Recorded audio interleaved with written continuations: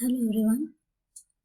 In this session, we are going to study about the object-oriented modeling.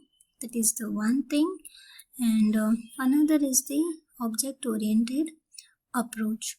We have already studied about the DFD and data dictionary, right? And also we know that how to analyze any system, how to work on that, how to do the requirement gathering process, all the things, right? So what happens basically when you actually implement your system? Before implementing your actual system, you need to prepare the model for that, right? And for each stage or for the different phases, we have a different models. Just like we have analysis models, then we have a architecture model, then we have component design model. So different modeling techniques are there. Mainly three modeling techniques, and three different approaches. Like what you can keep in the center, right? What would be your approach while you are developing the system? So first approach is object orientation is there. Then you can then the second is the object oriented analysis, and third approach is for the design. So all this modeling and approach we will discuss in the session. So we'll start with the modeling. So here you have the object oriented modeling.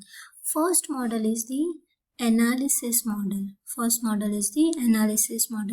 Now what happens when you say that it's an analysis model? It means that you are talking about the model of the existing system, right?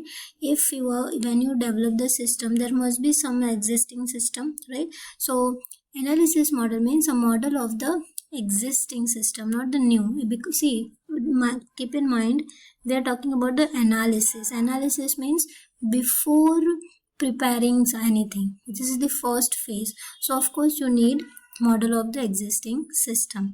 Then what else you normally do in the requirement gathering? You need end users requirement, right? The person who is going to use your system, you need to know that what are their requirements. When you develop the application or the system, we should know that what are their expectations, right?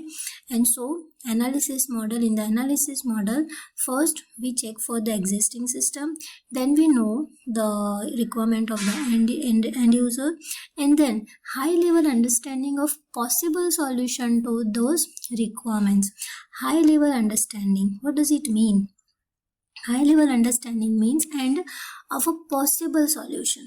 Because what happens after studying the existing model, after knowing all the requirements, it might be possible you have multiple plans, right?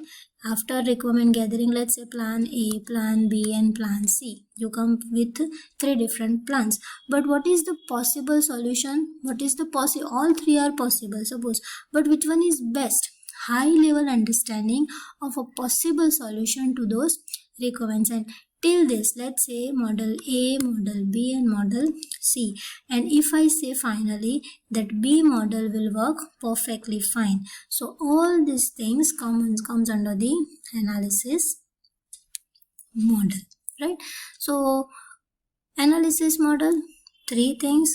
Model of the existing system means you need to know about each and everything about the existing system, then the requirement of the end user, and what you can give the best to your end user based on their requirement. So that is all about the analysis model. Sorry.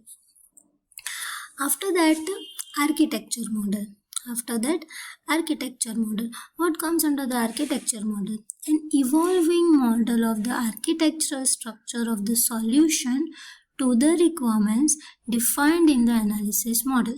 Okay, so after the requirement gathering and everything, we finalized model B, right? That we will go for the solution B. But after deciding the solution, final solution, you need to design, you need architectural structure of this model, like how many models will be there, what are the different components, or what are the different systems you will require, all the other things like technology, manpower and everything. An evolving model of architectural structure. Architectural structure means what? Actual composition of the software, right? Actual composition of the software. If we take an example for this, like if we talk about the website, so how many pages would be there, then what would be the design of that page, and everything comes under the architectural structure of the solution. And of course this solution is for the requirements of the end user.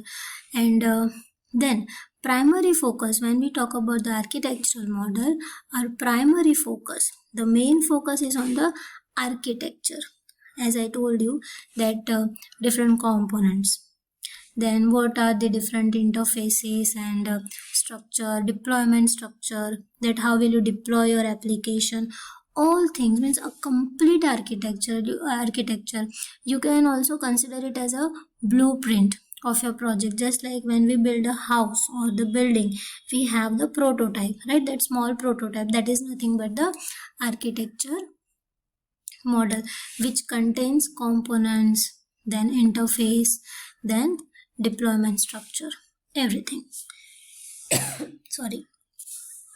So this is about the architecture. So first you will go for the analysis thing, after that you will go for the architecture model, and after architecture model, the third one is the component design model. So what is the meaning of component design model? See, in architecture model, you will come to know that how many components you require. For example, let's say that here we have one website, right? Here we have one website, and this website contains 1, 2, 3, 4, 5, 6, 7, 8, 9, 10 pages, 10 web pages. So when I say 10 web pages, means I am talking about the components, means 10 components.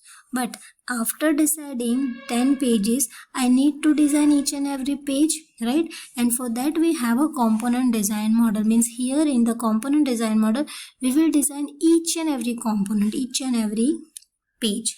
So number of models, first number of models, like roughly 1 per component. We feel that if I have a 10 pages, means I will have a 10 different models for that. Depict the internal structure of the piece of the architecture model, right? Internal structure, because here we have one website, and when we say architecture model, means we will only say that it has a 10 pages, but internal architecture means the design of those pages, design of each page, and so we call it internal structure of each page. Then focus is on the detailed class structure of its components along with attributes, operations, dependencies and the behaviors. Detailed class structure means what? Detailed class structure means, like if you have a first page, for example login page is there, or registration page is there, so in that page you have that class, like registration is a class or a login is a class, and in that you need to know that how many different text boxes are there, what is this page is associated with which page, like everything. When we say text box, then what are the different attributes, then what different types of operations you will perform on that page. Dependencies and behavior. Dependencies means the dependency of one page of one page to the another, and its behavior, like if credentials are correct, in that case you need to redirect that page to the other page, right? So it's all about the analysis model, architecture model, component design model, and this type of approach we call the object oriented modeling. We call it a object oriented modeling. This is a phase before actually implementing your system. So this is about the object oriented modeling. Object oriented approach we will discuss in the next session.